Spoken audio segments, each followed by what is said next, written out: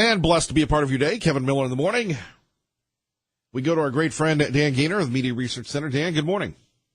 Good morning to you, and happy Thanksgiving to everybody listening, including the relatives I won't see this holiday. Well, I'm sure they're thankful for you.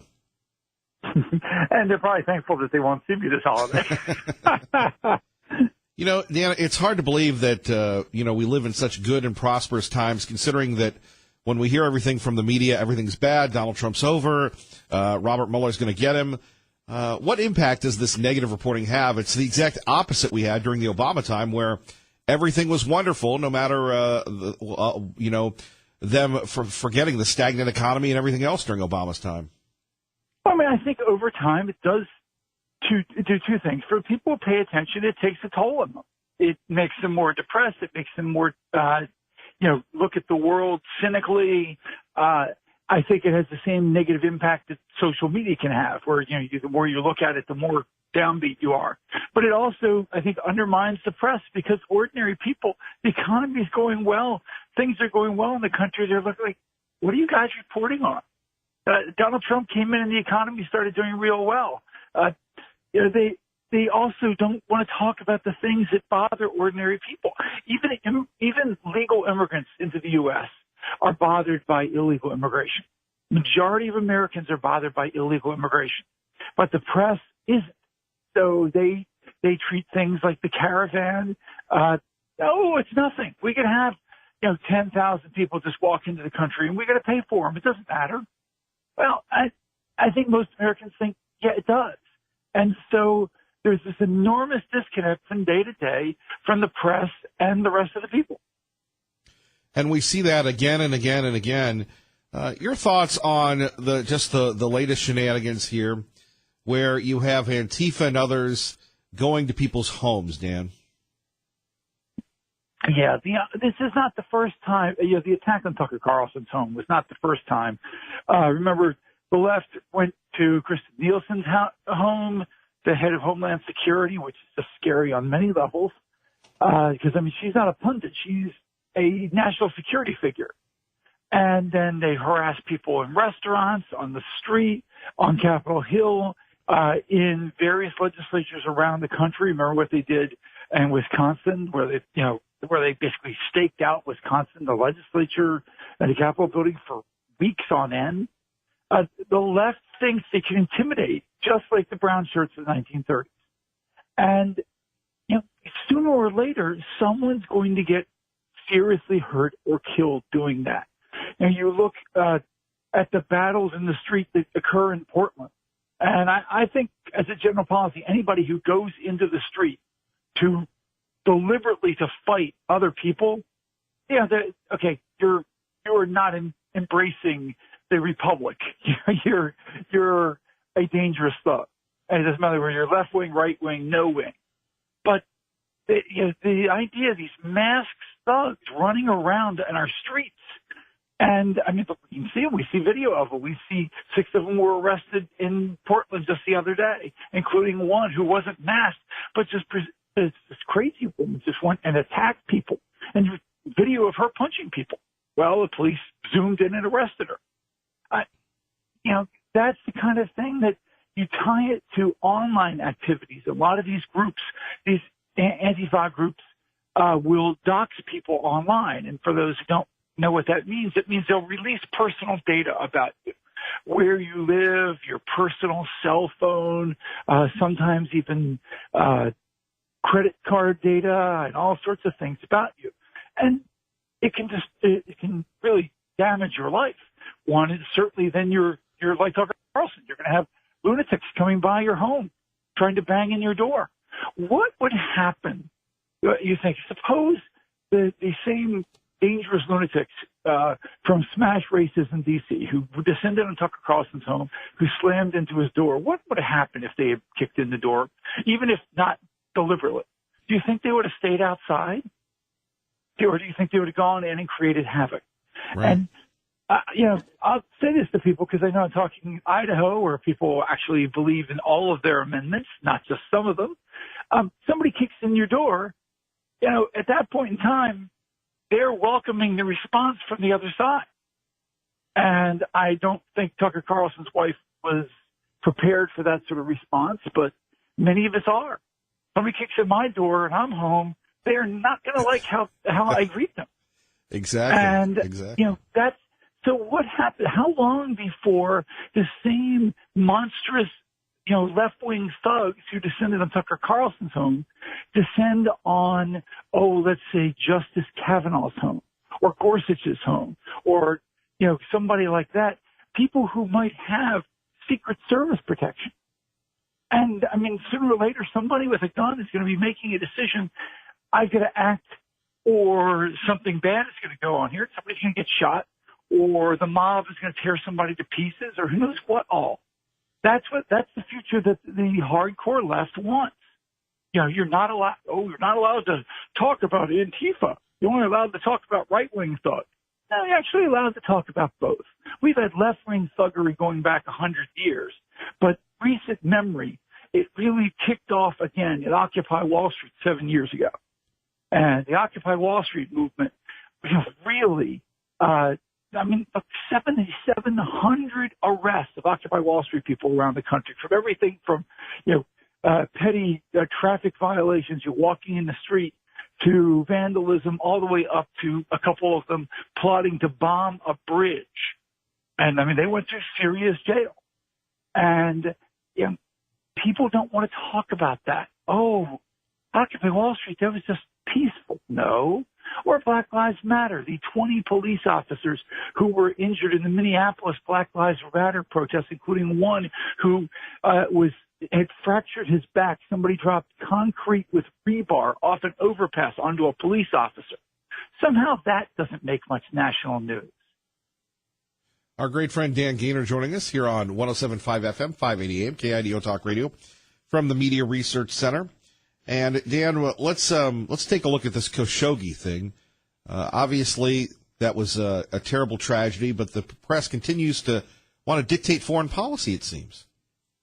Well, what's amazing is that when they dictate foreign policy, I think what happened is monstrous. But there are two major realities why we deal with Saudi Arabia. One of them is the economic one the president mentioned. The other is Saudi Arabia serves the check and a balance against Iran, which is our stated enemy.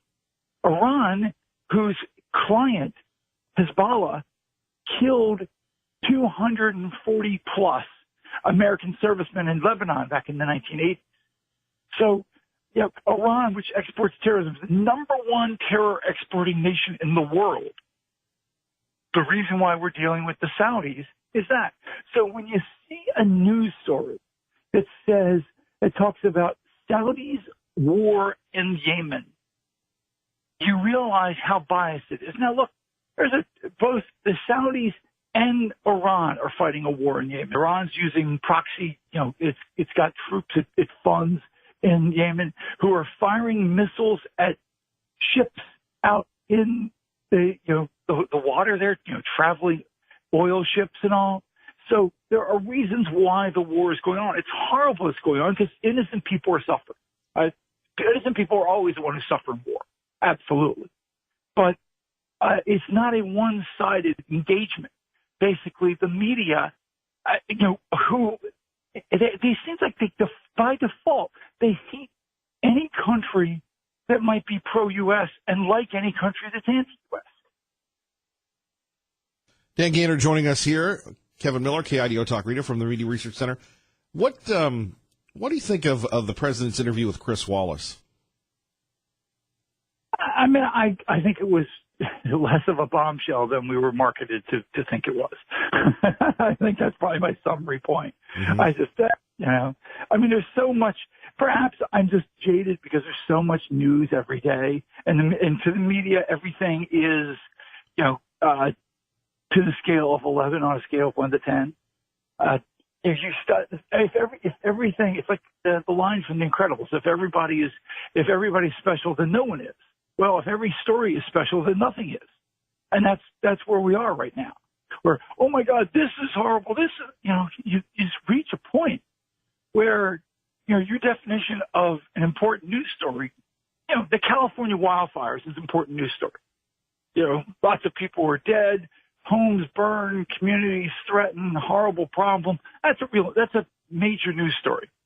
And Trump's interview with Chris Wallace is a blip, and nobody will remember it next week. Dan, what do we have to look forward to for the end of the year? We're getting a lot of favorable coverage with Nancy and the crew and just a whole new group of individuals. Oh, I mean, you can look forward to the press doing exactly what they did during the campaign, which is advocate for one political party, advocate for one line of political thought, which is liberal, and do everything they can to downplay the power struggle going on in the left. I notice how they would always hype the power struggle on the right. Oh, Freedom Caucus fighting with GOP. But, the fact that Ocasio-Cortez and 16 Democrats have basically said they're not voting for Nancy Pelosi, which jeopardizes her ability to get the speaker job. That's pretty big news. The fact that the press don't want to talk about what a blooming idiot Ocasio-Cortez is. So when she says, and this is the media template, when a Republican anywhere in any job in America says something, does something that the press, we can use this to tar all Republicans anywhere and make them disavow this. Notice how they never do it with Democrats. Right. Ocasio-Cortez is a socialist. How come people don't always throw up like, hey, Ocasio, how about what's going on in Venezuela? This Ocasio-Cortez, how are things in Venezuela? These socialist republic there that has more oil than I think any place in the Western Hemisphere. And people are starving to death because they can't pump the oil because the nation is too corrupt, too incompetent, and too socialist. She should be asked those questions, but they don't want to ask those questions. Anytime you ask her policy questions about paying for things or how things are, or frankly, what the three branches of government are, she can't do it. So, but the press, she is the soft, pretty voice of socialism. She serves as a tool for doing what the press wants. They don't want to embarrass her. Millennials elected her, so we got to support her. And I'm sorry, that's not their darn job. Their job is, if some place in the country elects, let's say, an incompetent, you'd think their job is to report that to people. It's not. Their job is propaganda. That's what it is now. Dan Gaynor, we always appreciate you, brother. Well, always appreciate talking to you. And again, my best and my love for my family out west. Take care, sir. Happy Thanksgiving. Thanks. You too. Bye. Bye-bye. Hello, Nick. Thanks for your patience. You're on KIDO Talk Radio with Kevin Miller. Hey, Kevin, you got me? You're here, sir, loud and clear. Hey, I wanted to tell you about my voting experience. Sure. Want to let people know that I went to vote early, and I was in line. I paid for 45 minutes, like at my meter, and got in line. The line's around the corner, and it was 3 hours to get in to vote. Where was this? And so when I came out, downtown. Okay. When I came out, I got a stinking parking ticket. So it cost me $35 to go vote. What a bunch. I mean, that's just, they see the lines around the corner. I mean, I just think it's despicable. I go do my civic duty, and I get fined for it. I just wanted to share that with you, sir. I agree. Maybe you should think about. I went and paid it. I called people up, and they go, "Oh, we can't. That's not us. We can't do nothing about it. I mean, that's just the way it is, and this and that and the other." It's like I couldn't fight it, so I went and paid my ticket. Cost me $35 to vote. But God bless me. I hope my vote counted. Thank you, Nick.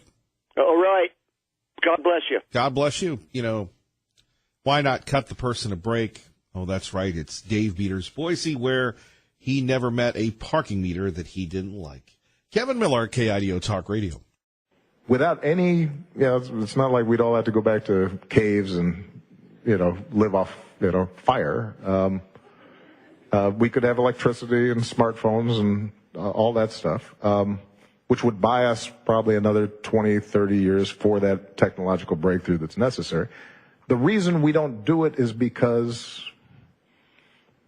we are still confused, blind, shrouded with hate, anger, rape. By the way, he's back. Obama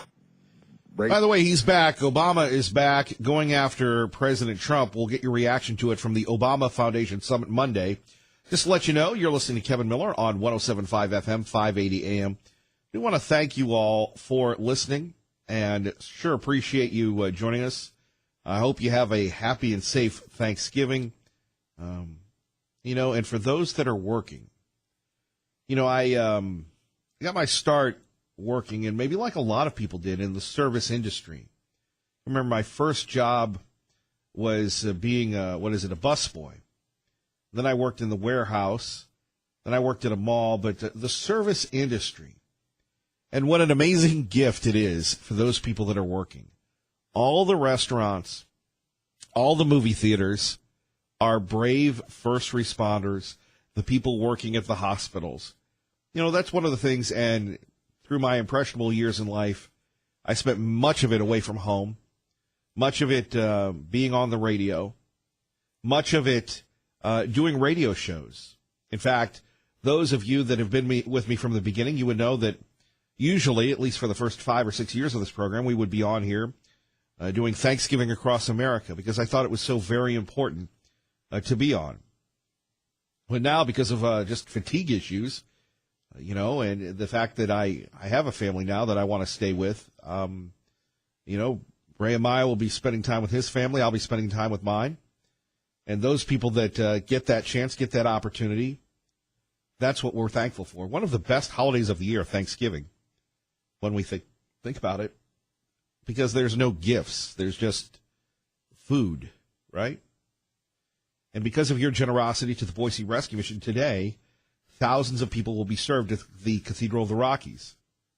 If you get a chance, stop by. I'll be there. Probably around 11 or 12. The Boise State Broncos will be there. Mike Miniger will be there. The Little Minigers will be there. And you'll have your celebrities that are working the VIP serving line. But to me, it's a picture of Americana. It's a picture of Idaho. But for those that are working, that put up with the impatience and everything else, thank you. Secretary Wilkie joins us now on KIDO Talk Radio. And Secretary Wilkie, obviously, we're talking about our military as well that are going to be working. Thank you for joining us. Welcome to Idaho. Well, thank you, Kevin. Thank you very much for having me. Well, you think of the holidays and such for veterans, for people that are currently serving. What would you like to say to them? Well, I say something that I mentioned at Arlington Cemetery. I gave the address last Sunday, and I believe that the meaning of service was encapsulated by General Eisenhower when he said that we take care of our veterans so that they could remind their fellow citizens why they sleep soundly at night.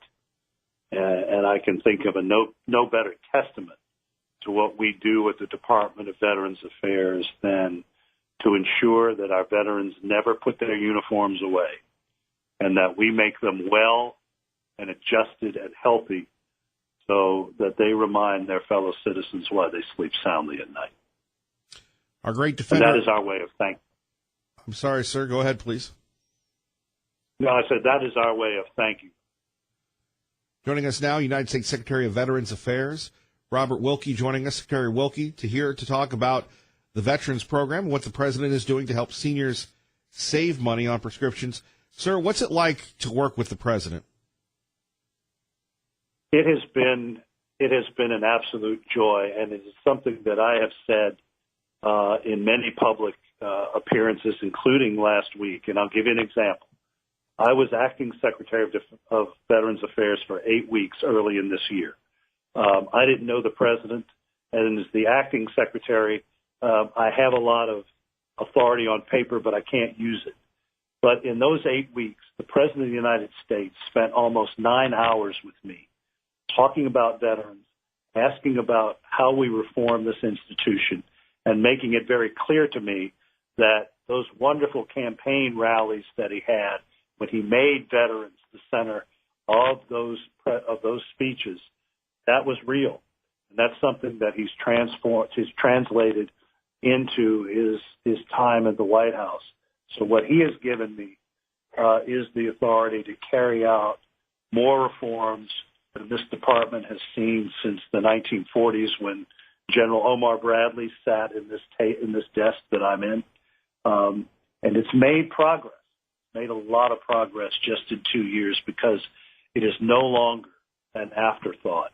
And that is thanks to this president's leadership. Secretary Wilkie, let's talk a little bit about the president looking to help seniors save money on prescriptions. Yeah, well, that is something that the president has been committed to. I think for us in the Department of Veterans Affairs, it is part of a holistic approach to reforming the business practices of this institution so that we not only have a modern 21st century business, but because of that, we are out there making sure that not only our supply chain works, and that supply chain when it comes to prescriptions, but that we get the best value not only for our veterans, but for those who pay the freight, and that's our taxpayers. The President has made sure, in cooperation with the leadership of the Congress, that this department has its largest budget ever. We're now sitting at about $200 billion a year. 8 years ago, it was $98 billion a year. So we have come a very, very long way under this president's leadership. Finally, sir, your thoughts to all who have served and all who continue to serve. The bad guys don't take a break on holidays. That's right. And I will say that we're at the closing end of the national security spectrum, meaning we are the part of the system that brings our veterans home after years of service. I can say that there has never been a better relationship between the Secretary of Veterans Affairs and the Secretary of Defense. I came from General Mattis's staff, and General Mattis himself uses VA when he goes home, not too far from you, in eastern Washington. So what I say to them is what I said at the beginning. You never put your uniform away. You are always on duty. And it is our responsibility, as President Lincoln said, to care for those who have borne the battle and their families. And as I said in my message for Thanksgiving, there is no more noble mission in the federal government than to help those who have ensured that our freedoms are safe and they ensure that we sleep soundly at night. So, Kevin, I thank you for having me. Secretary Wilkie, thank you for your service, and thank you for looking out for our veterans. God bless you, sir, and happy Thanksgiving. And you too, and happy Thanksgiving to everybody in Idaho. Have a great day. There we have it, Secretary Wilkie. Thank you, Ray Amaya, for that exclusive, the U.S. Secretary of Veterans Affairs. Traffic and weather together. I'm News Channel 7's Eric Gebert.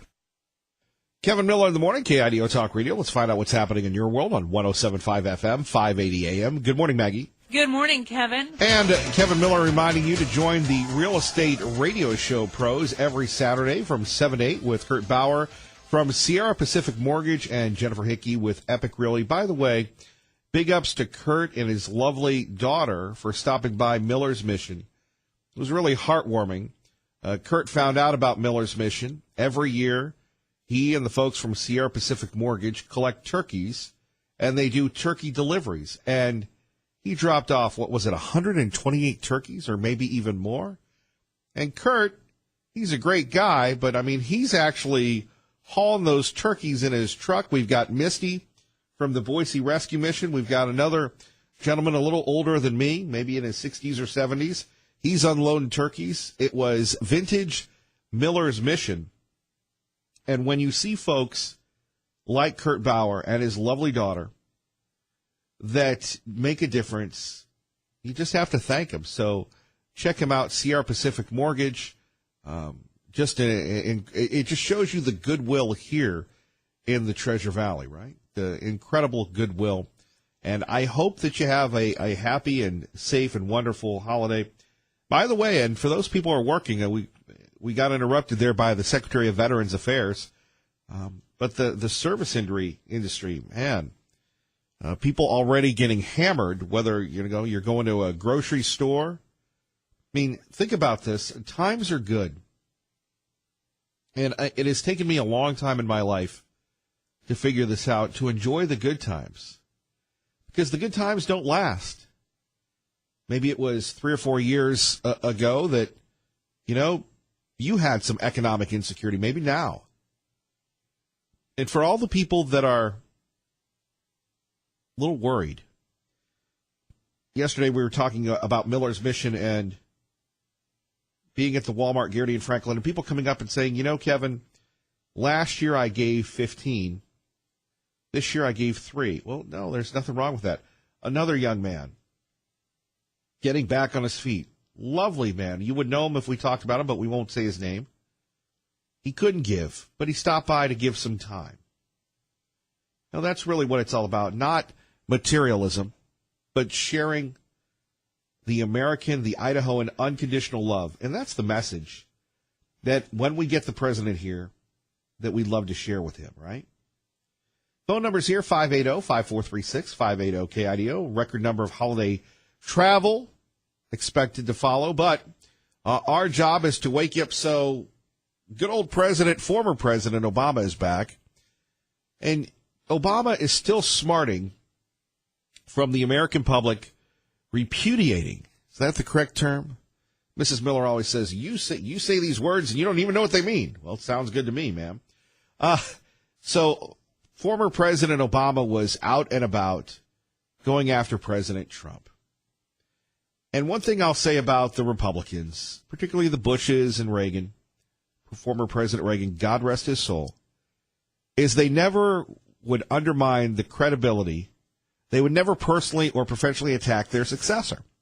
It was bad for the country. And now you've got Michelle Obama out selling a book, back on the covers of all the magazines. And I think it's my own personal opinion that when Newsweek put Obama on the cover all the time, that's what ended Newsweek. They were trying to force down a message. I don't think that the Obamas are top sellers, but apparently now they're a $1 billion brand. So, former President Obama, who, look, when was he president? In his 40s? So he's got a long time to live, is sitting back now, one of the most liberal, progressive people. We're still recovering from what he did to America, in my opinion. Had a chance to talk about his successor, and here's what he said. Racism, mommy issues,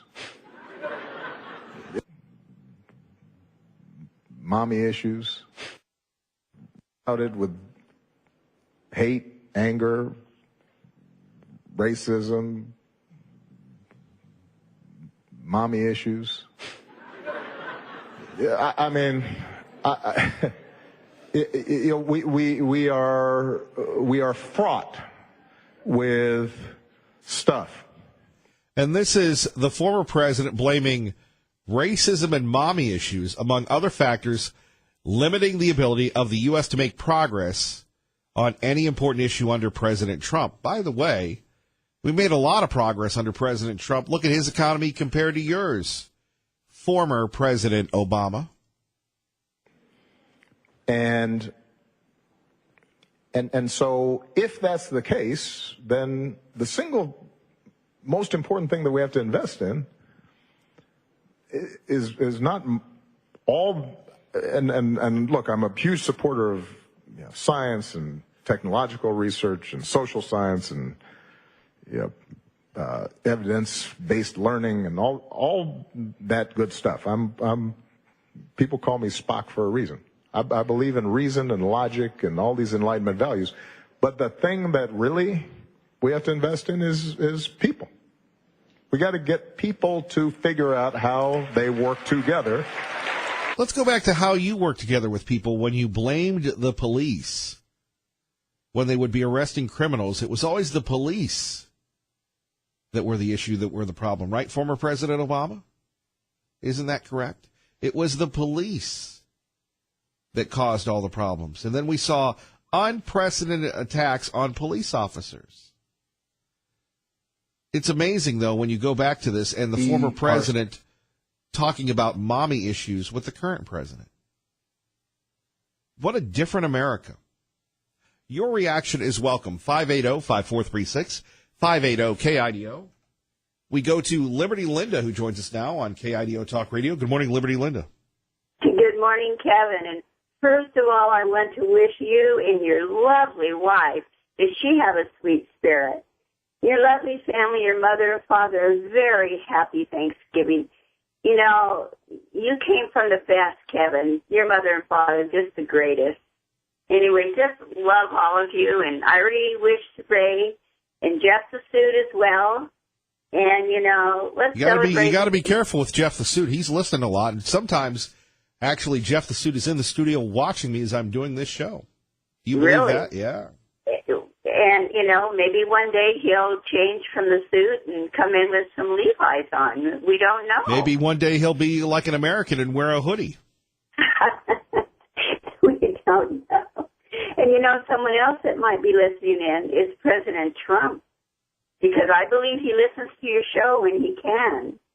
And so if he's going to Florida, maybe he's listening in. If he is, hello, President Trump. We love you. And, you know, I love the things he's doing. I think he made the right decision about Saudi Arabia, Kevin. We don't really know what happened there, and, you know, someone may be trying to start a war between us and them, and we cannot let that happen at this time. So I like the decision he made, and then also he's going to do something about the Ninth Circuit Court. Isn't that something? Well, he should. He should. Well, we've all been waiting for that. And when you report about all the people and the turkeys and the goodness that's coming out from these wonderful people on our earth, that we should love one another and have goodwill towards one another. And we should think of those things at this time. And so thank you. My brother said he was going to tune in this morning to listen, Pat. So, hi, Pat. He believes like we do, Kevin. I didn't even know that. And so you have a new listener. Well, that is terrific, Liberty Linda, but what are you thankful for? First of all, I'm thankful to our Heavenly Father. I'm thankful for our wonderful country. I'm thankful for you in my life. You have been a blessing.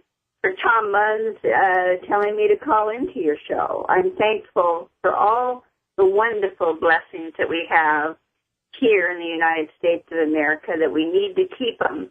That's why we call in. I'm just thankful for my many blessings. You know, no matter what our blessing is, if it's small, we need to be thankful for it. I'm thankful. I am thankful for my church. I love you know, and I know you're thankful. You probably have many wonderful friends in your church.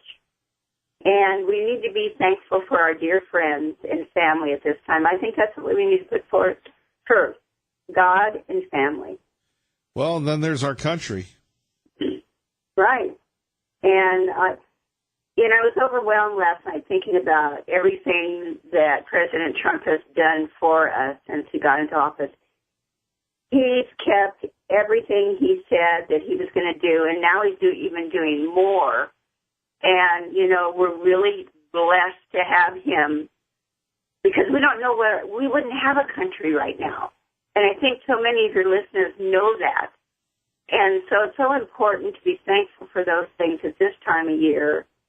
And I certainly am. I am thankful for every one of you there, Kevin, and the work that you put forth. And I know you must work 24 hours around the clock to give us your show. And so very thankful for you, your family, and for the people there in Treasure Valley. And I could even say Happy Thanksgiving, Liberal Steve. How about that? You know, he gives us a different perspective, I think, when he calls in. So. He gives us some perspective. Even though we don't agree with him, I have agreed with him on some issues. But anyway, it's always good to see the other side. So he brings us that, and so gives us something to get our blood worked up about. Exactly. Anyway, love your show, love your family, love your people that call in. It's that time of year. And love our God and our Creator. And so, happy Thanksgiving to everyone. And so I just wanted to call and say that this morning, Kevin. Well, God bless Liberty, Linda. Thank you. Well, thank you. And I'm still listening. Listen to the rest of the show. Excited. Well, thank you. You have a great day. You as well. Okay. Bye-bye. Bye-bye. Coming up next, Hank in Boise with Kevin Miller on KIDO Talk Radio. Good morning. Blessed to be a part of your day. Our man, Hank in Boise on KIDO Talk Radio. Good morning, Hank. You know, everything about the discussion about Obama was on display in that little clip you played. The arrogance, the narcissism, the smugness. You know, I am so smart. They call me Spock. You know, and you know, the guy has, you know, and he talks about compassion. This man's got ice water that flows in his lane. There's nothing warm about Obama. You know, and you had the clip before of the guy who was the director of the veterans, or take care of the veterans, and he pointed out that these things didn't matter, that Trump was serious about the things he was campaigning for. And I remember Obama chuckling and snorkeling when, you know, they're talking about the shovel-ready jobs. And it turned out there wasn't any shovel-ready jobs, and he and the press just snickered about it. You know, his sycophants in the White House press corps. You know, they used the money basically to plug up the public service unions rather than supposedly getting jobs for people. And it's everything you hate about them, you know. And then I remember Jim Costa, Hannity played 2 days ago in his show, the clip from the second inauguration in 2013 where Jim Acosta says, I'm within 15 feet of him. I can almost touch the greatness of the president. You know, it was almost like Matthew having his thrill up his leg. And, you know, here's Jim Acosta practically, slurring over the president, you know, and he can't even treat Trump, who's 10 times the man or 1,000 times the man that Obama is, with any kind of respect. It really tells you a lot about liberals and Democrats in general. I would say, what do you make of Obama? Is he trying to come back here? Obama's a totally self-absorbed, narcissistic individual. I don't think he really gives a damn. It's about, you know, he you know, the fact, and he doesn't, and of course he's got a chip on his shoulder. The only thing you can say about him outside of himself is he's got a chip against his shoulder against this country. And any way that he could tear this country down, he did it. Exactly. I mean, and this vision of this world that they have, this Marxism, this utopia, you know, all these utopias involve depriving people of their personal liberty and freedom. Go all the way back to More's Utopia, the original book that was written by Sir Thomas More back in the 1517 when he came out with that book.